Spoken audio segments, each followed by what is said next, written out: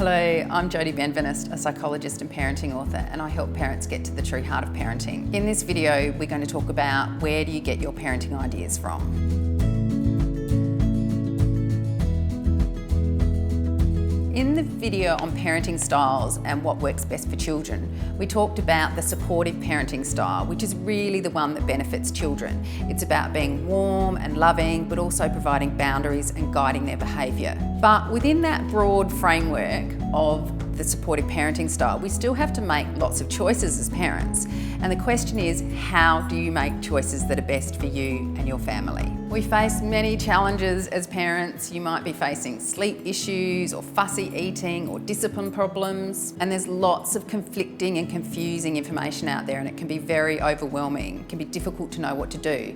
There can be family and friends who've got opinions. There are experts who have their own areas of expertise, and there's also so much information online, and it can be really confusing and conflicting. Parents tend to trust information and advice from family and friends, but sometimes that advice can be outdated, and sometimes it's based more on opinion than real evidence. Experts can provide great information, but sometimes they can be inconsistent across experts because it's based on their own area of expertise. The information online is very accessible, it's right there, it's at your fingertips, but it's not always credible, it's not always reliable, and it's not always relevant to your family.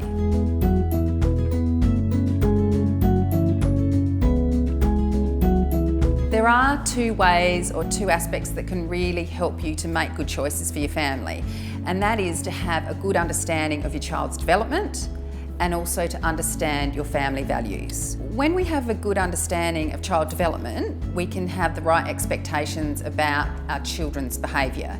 It also helps us to judge whether the information we've received and the advice is actually right developmentally for our child. Take language development, for example. A baby begins their language development with crying, and then they go into babbling, and then they speak words, and then they string sentences together.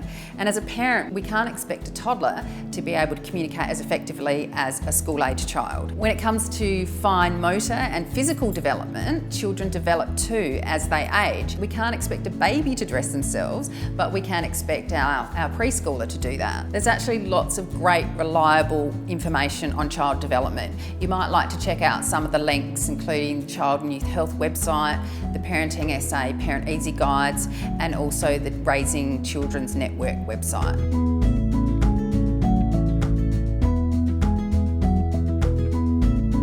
When we're making choices for our family, it's also really helpful to have an understanding of our family values.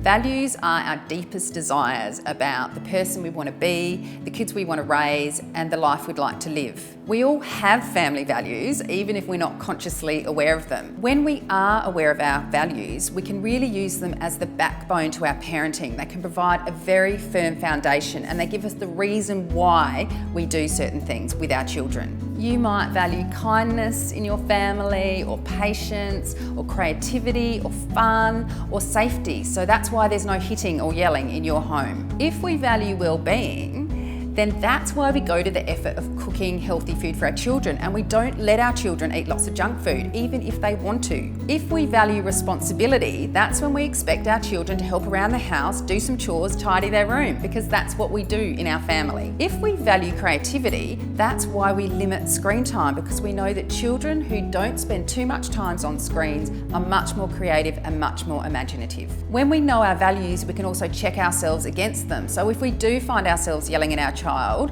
we can say, does that really fit with my values, and is that really how I want to behave as a parent? Our values can come from our upbringing, our background, our culture. Our values can also come from social messages about what is a good parent, what is a good mum, what is a good dad. But we can also actively choose what values are important to us. And we can also have a conversation with our partner about what values are important to them. We don't necessarily have to agree and have exactly the same values, because our children can learn different things from different parents. But it does help to have that conversation and have that shared understanding. You can identify your values in a number of ways. You can think about yourself at your best as a parent. What values are you showing? Are you being loving? Are you being kind? Are you being fun?